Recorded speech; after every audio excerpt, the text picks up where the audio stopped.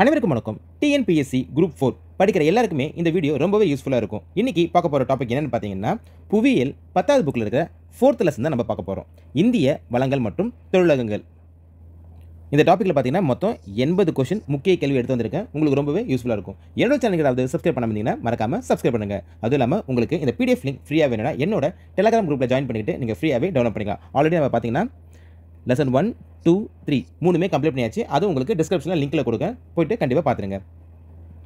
First question, இயற்கையிலிருந்து பெறப்பட்டு உயிரினங்களால் பயன்படுத்தப்படும் அனைத்து வளங்களுக்கும் எவ்வாறு அழைக்கப்படுகிறது? ஆன்சர் இயற்கை வளங்கள். ரெண்டாவது கொஸ்டின், கீழ்கண்டவற்றுள் புதுப்பிக்கவியலாத வளங்களுக்கு எடுத்துக்காட்டு. நிலக்கரி, பெட்ரோலியம், இயற்கை அனைத்தும் சரியானவை. ஸோ வளங்கள்னு பார்த்தா ரெண்டு விதமாக பிரிக்கலாம். ஒன்று என்னென்னு பார்த்தீங்கன்னா புதுப்பிக்கக்கூடியது, இன்னொன்று புதுப்பிக்கக்கூடாதது. ஸோ ஃபஸ்ட்டு ஒன்று என்னென்னா புதுப்பிக்கிறதுலாம் எதெல்லாம் வரணும்? சூரிய ஆற்றல், காற்று ஆற்றல். ஸோ இது எல்லாமே பார்த்தீங்கன்னா புதுப்பிச்சிக்கலாம். அடுத்தது புதுப்பிக்கவியலாதது என்னதுன்னா நிலக்கரி, பெட்ரோலியம், இயற்கை வாயு. இது ரொம்ப முக்கியமானது. மூணாவது கொஸ்டின், ஒரு குறிப்பிட்ட வேதியியல் மற்றும் இயற்பியல் பண்புகளை கொண்ட உயிருள்ள மற்றும் உயிரற்ற இயற்கை மூலங்கள் எவ்வாறு அழைக்கப்படுகிறது? ஆன்சர் கனிமம். நாலாவது கொஸ்டின், இந்திய நிலவியல் கள ஆய்வு நிறுவனத்தின் தலைமையிடம் எங்கு அமைந்துள்ளது? ஆன்சர் கொல்கத்தா. அஞ்சாவது கொஸ்டின், வேதியியல் மற்றும் இயற்பியல் பண்புகளின் அடிப்படையில் கனிமங்கள் எத்தனை பெரும் பிரிவுகளாக வகைப்படுத்தப்படுகின்றன? ஆன்சர் 2. அதில் ஒன்று என்னென்னு பார்த்தீங்கன்னா உலோக கனிமங்கள், இன்னொன்று அலோக கனிமங்கள். ரொம்ப முக்கியமானது, நோட் பண்ணிங்க. ஆறாவது கொஸ்டின், அரிதாகவும் இயற்கையான அடர்ந்த தாது படிவங்களாகவும் காணப்படுபவை? ஆன்சர் உலோக கனிமங்கள். தீப்பாறைகள் மற்றும் உருமாறிய பாறைகளின் கலவையாக காணப்படும் தாது ஆன்சர் இரும்பு. இந்தியாவில் உள்ள மேக்னட் படிவங்களில் எந்த மாநிலம் 72% பங்கினை கொண்டுள்ளது? ஆன்சர் கர்நாடகா. நாட்டின் மொத்த இரும்புத்தாது உற்பத்தியில் முதன்மை உற்பத்தியாளராக திகழும் மாநிலம்? ஆன்சர் ஜார்க்கண்ட். 11வது கொஸ்டின், கீழ்கண்டவற்றுள் தமிழ்நாட்டில் இரும்பு உற்பத்தி செய்யும் மாவட்டங்கள் எவை? ஆன்சர் நாமக்கல், சேலம், திருவண்ணாமலை. இவை அனைத்தும். இது மட்டும் இல்லாமல் எங்கெங்கன்னு பார்த்தீங்கன்னா திருச்சி, கோயம்புத்தூர்.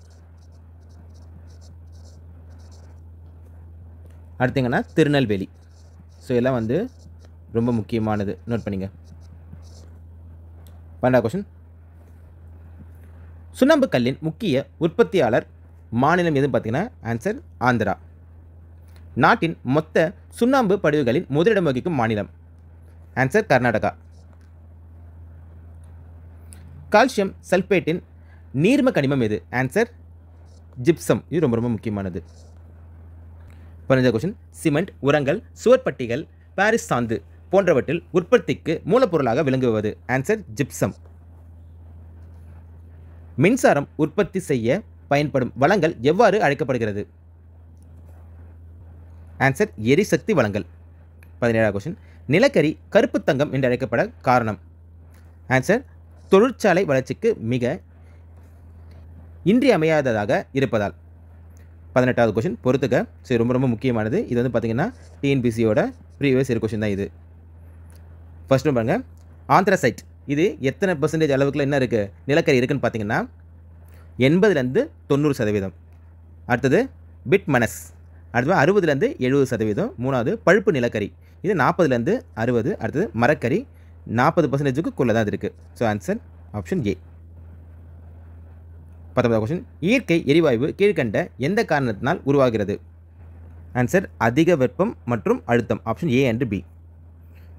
தேசிய அனல் மின் நிறுவனம் எந்த ஆண்டு தொடங்கப்பட்டது? ஆன்சர் 1975. மின் அழுத்திகளில் எந்த செயல்பாட்டின் மூலம் சூரிய ஒளியை மின்சாரமாக மாற்றுகின்றன? ஆன்சர் ஒளி மின் விளைவு. இந்திய சூரிய சக்தி நிறுவனத்தின் தலைமையிடம் எங்கு அமைந்துள்ளது? ஆன்சர் டெல்லி. நீர் ஏற்றுவதற்கும் கப்பல்களை இயக்குவதற்கும் பயன்படுத்தப்படும் மின்சாரம் எது? ஆன்சர் காற்று சற்றி. இந்தியாவிலேயே அதிக அளவு காற்றாலைகள் கொண்டுள்ள மாநிலமாக விளங்குவது? ஆன்சர் தமிழ்நாடு. 25வது கொஸ்டின், போதுமான காற்றோட்ட வசதி அற்ற இடங்களில் வேலை செய்யும் பஞ்சாலை தொழிலாளர்களுக்கு ஏற்படும் நோய் எது? ஆன்சர் பழுப்பு நுரையீரல் நோய். ஜின்னிங் முறை கீழ்கண்டவற்றுள் எதனோடு தொடர்புடையது? ஆன்சர் பருத்தி. தமிழ்நாட்டில் உள்ள மொத்த நெசவாளர்களின் எண்ணிக்கை? ஆன்சர் 435. குறைவான விலையில் கிடைக்கக்கூடிய இழை நார் எது? ஆன்சர் சணல். உலக மொத்த சணல் பொருட்கள் உற்பத்தியில் இந்தியா மற்றும் எத்தனை சதவீத பங்களிப்பை கொண்டுள்ளது? ஆன்சர் 35%. இந்தியாவின் இரண்டாவது பெரிய நெசவாலை துறை? ஆன்சர் சணல். ஸோ இப்போ ஃபஸ்ட்டுன்னு பார்த்தீங்கன்னா பருத்தி, நெசவாலை தான் வந்து என்னது ஃபஸ்ட்டு. 31வது கொஸ்டின், தேசிய சணல் வாரியத்தின் தலைமையகம் எங்கு அமைந்துள்ளது? ஆன்சர் கொல்கத்தா. இந்தியாவின் முதல் சணல் ஆலை எங்கு தொடங்கப்பட்டது? ஆன்சர் ரிஷ்ரா. இது எங்கே இருக்குன்னு பார்த்தீங்கன்னா கொல்கத்தாவில் இது இருக்குது. எந்த வருஷம் திறந்தாங்கன்னா 1854. இது யாரால் வந்து திறந்தாங்கன்னு பார்த்தீங்கன்னா ஜார்ஜ் ஆக்லாண்ட். 33வது கொஸ்டின், சணல் உற்பத்தியில் இந்தியாவுக்கு அடுத்து காணப்படும் நாடு? ஆன்சர் வங்கதேசம். இந்தியாவின் முதல் காகித தொழிற்சாலை எங்கு தொடங்கப்பட்டது? ஆன்சர் செரம்பூர். எந்த வருஷம் பார்த்தீங்கன்னா 1812. இது எங்கே இருக்குன்னா செரம்பூர் வந்து மேற்கு வங்காளத்தில் இருக்குது. ராயல் பெங்கால் காகித தொழிற்சாலை நிறுவப்பட்ட இடம்? ஆன்சர் பாலிகஞ்ச். இது எங்கே இருக்குன்னு பார்த்தீங்கன்னா கொல்கத்தாவில் தான் இருக்குது. இது எந்த வருஷம் திறந்தாங்கன்னா 1867. ரொம்ப ரொம்ப முக்கியமானது. அடுத்து பாருங்கள், இந்த அதே வந்து காகித தொழிற்சாலை எந்தெந்த வருஷத்தில் எந்தெந்த இடத்துல வந்து இது தொடங்கப்பட்டுச்சு பார்த்தீங்கன்னா லக்னோவில் எப்போ தொடங்குச்சுன்னா 1879. ரெண்டாவது திட்டக்கார், இது எத்தனை வருஷம்னா 1882. அடுத்து பூனால 1887. அடுத்து ராணிகட்ச் 1892. ஆன்சர் ஏதா இது கட்டணது.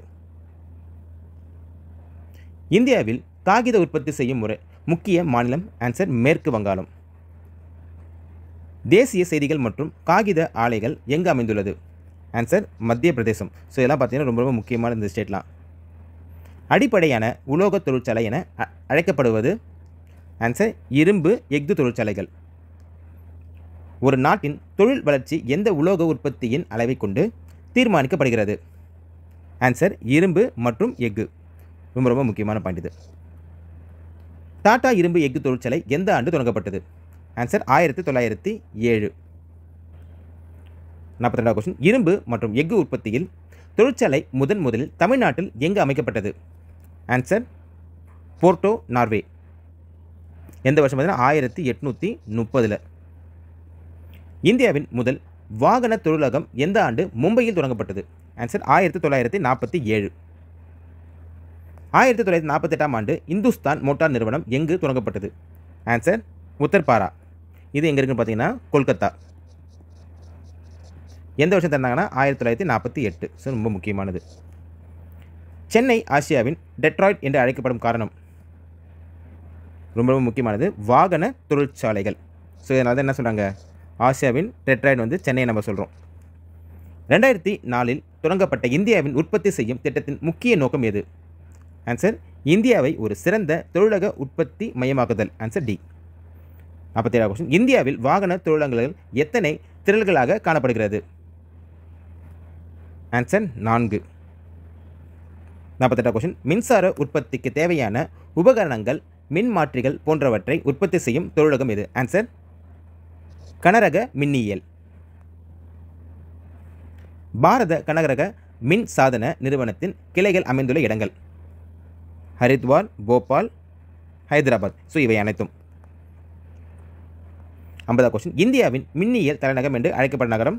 ஆன்சர் பெங்களூர். இது வந்து பார்த்தீங்கன்னா டிஎன்பிசியோட ஃபேவரட் கொஸ்டின், ரொம்ப முக்கியமானது. 51வது கொஸ்டின், இந்தியாவில் முதல் மென்பொருள் தொழிலகம் எது? Answer Tata consultancy service, TCS. ரொம்ப ரொம்ப முக்கியமான பாயிண்ட் இதுவும். 52வது கொஸ்டின், ஒரு டன் இரும்பு எஃகு உற்பத்தி செய்வதற்கு தேவையான மேக்னீசின் அளவு? Answer 10 kilo. 53வது கொஸ்டின், இந்திய மேக்னீஸ் தாது நிறுவனத்தின் தலைமையிடம் எங்கு அமைந்துள்ளது? ஆன்சர் நாக்பூர். மேக்னீஸ் படிவங்கள் பெரும்பாலும் எவ்வகை பாறைகளில் காணப்படுகிறது? ஆன்சர் உருமாறிய பாறைகள். வரலாற்றுக்கு முந்தைய காலங்களிலே மனிதனால் கண்டுபிடிக்கப்பட்ட முதல் உலோகம் எது? ஆன்சர் தாமிரம். தாமிர படிவு அதிகமுள்ள மாநிலம் எது? ஆன்சர் ராஜஸ்தான்.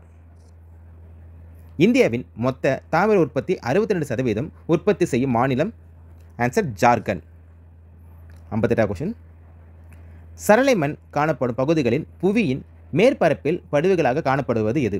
Answer bauxite. இது ரொம்ப ரொம்ப முக்கியமான பாயிண்ட். இது சிமெண்ட் மற்றும் ரசாயன தொழிற்சாலைகளில் பயன்படுத்துவது. Answer bauxite. 60வது கொஸ்டின். தேசிய அலுமினிய நிறுவனத்தின் மையங்கள் எந்த மாநிலத்தில் காணப்படுகின்றன? ஆன்சர் ஒடிசா. தாது எண்ணெய் என்று அழைக்கப்படுவது. Answer petroleum. ரொம்ப ரொம்ப முக்கியமான பாயிண்ட். இதுவும் இந்திய நிலக்கரி நிறுவனத்தின் தலைமையிடம் எங்கு அமைந்துள்ளது? ஆன்சர் கொல்கத்தா. இது பார்த்தீங்கன்னா டிஎன்பிஎஸ்சி, அடுத்து பார்த்தீங்கன்னா டிஎன்யூஎஸ்ஆர்பி, ரெண்டுத்திலுமே வந்து பார்த்தீங்கன்னா ப்ரீவியஸ் இயர் இது கேட்டிருக்காங்க. ரொம்ப முக்கியமானது.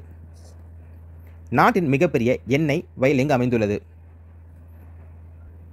ஆன்சர் மும்பை. ரெண்டாவது எது பார்த்தீங்கன்னா குஜராத் கடற்கரை. 65 கொஸ்டின். கீழ்கண்டவற்றுள் கிழக்கு கடற்கரைக்கு அருகில் உள்ள எண்ணெய் வயல். ஆன்சர் ருத்ரசாகர் லாவா எண்ணெய் வயல். கீழ்கண்டவற்றுள் கிழக்கு கடற்கரைக்கு அருகில் உள்ள எண்ணெய் வயல். ஸோ இதெல்லாம் பார்த்தீங்கன்னா திக்பாய் எண்ணெய் வயல், நாகர்காட்டியா எண்ணெய் வயல், மோரான் ஹக்ரிஜியன் எண்ணெய் வயல். ஸோ அனைத்துமே. 67வது கொஸ்டின். இந்திய இயற்கை எரிவாயு நிறுவனத்தின் தலைமையகம் எங்கு அமைந்துள்ளது? ஆன்சர் டெல்லி. தமிழகத்தில் இயற்கை எரிவாயு காணப்படும் இடம். ஸோ எங்கே பார்த்தீங்கன்னா மங்கமடம் மற்றும் நெய்பள்ளத்தூர். ஆன்சர் ஏ மற்றும் பி. இந்தியாவில் அணுமின் திட்டம் எந்த ஆண்டு தொடங்கப்பட்டது? ஆன்சர் 1940. 70வது கொஸ்டின். இந்தியாவின் முதல் அணுமின் நிலையம் எங்கு நிறுவப்பட்டது? ஆன்சர் தாராப்பூர். ஸோ எந்த வருஷம் பார்த்தீங்கன்னா 1969. இந்திய அணுமின் சக்தி நிறுவனத்தின் தலைமையிடம் எங்கு அமைந்துள்ளது?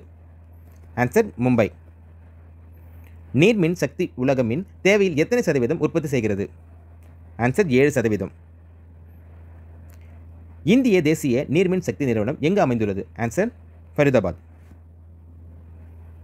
74வது கொஸ்டின். இந்தியாவின் முதல் நீர்மின் நிலையம் எங்கு நிறுவப்பட்டது? ஆன்சர் டார்ஜிலிங். ஸோ எந்த வருஷம் பார்த்தீங்கன்னா 1897. இதுவும் பார்த்தீங்கன்னா டிஎன்பிசியோட